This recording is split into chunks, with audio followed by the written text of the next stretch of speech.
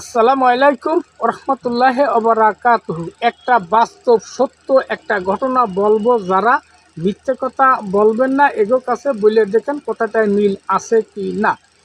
যে পুরুষ মানুষ ছোট হোক বয়স হোক এবং পুরুষ মানুষ যারা মোটরসাইকেল চালাইতে পারে গ্রাম ঘাটে টাউনে, যারা মোটরসাইকেল কেনার সক্ষমতা নেই, এগো দৃষ্টি আকর্ষণ করে বলতেছি, সেই লোকটা যে চালাতে পারে মোটরসাইকেল, যে ওটে মনে মনে একবার চিন্তা করলেও করে আমি জীবনে এখন মোটরসাইকেল কিনবো, তাতে যা হয় ও। এই অধিকাংশ মানুষের এই মস্তিষ্কটা, এই ব্রেনে এই জিনিসটা কলম ঘুরপাক খায়।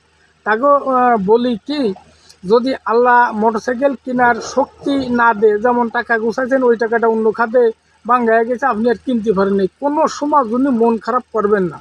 এর মন খারাপ যারা করে তাকে বলি কি, এই মোটরসাইকেল কিনলে আপনি অ্যাক্সিডেন্ট করে আপনার এখন পা ঠেং ব্রেনে কোনো ক্ষতি হতে পারে। এই জন্য আল্লাহ রবুল আলমিন এই জিনিসটা আপনাদের কিনতে বাধা দিতেছে। এই জিনিসটা মনে রাখবেন, মনে করবেন, কারণ আল্লাহ প্রত্যেকেই ভালো চাই, ভালো জানে। তাহলে আপনি এখন গাড়ি কিনবেন কেন, কিনতে পারতেছেন না, ওই টাকাটা ওই খাতে ভাঙ হয়ে গেলে কেন?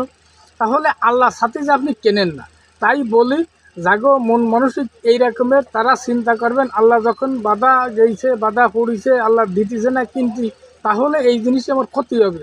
কারণ ক্ষতি লাভ ভবিষ্যতে কি হবে আল্লাহ রব্বুল আলমিন ছাড়া আর কেউ বলতে পারে না। তা জীবনের সাথে মিলে দেখেন মানুষ খুব অশান্তি করে, সাইকেলে যাচ্ছে যদি চেন পড়ে যায়, কারণ আপনি ওই অত আগে গেলে আপনার ক্ষতি হবে। এই জন্যই আল্লাহ ফেলাইয়া দিতে পারে চেনটা আল্লাহর তরফের থেকে।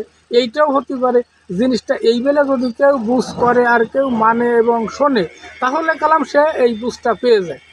তা কথাটায় মিল আছে কি না, মিলিয়ে দেখবেন, কথা বুঝতে হবে, রাগ করা যাবে না। আল্লাহ হাফেজ।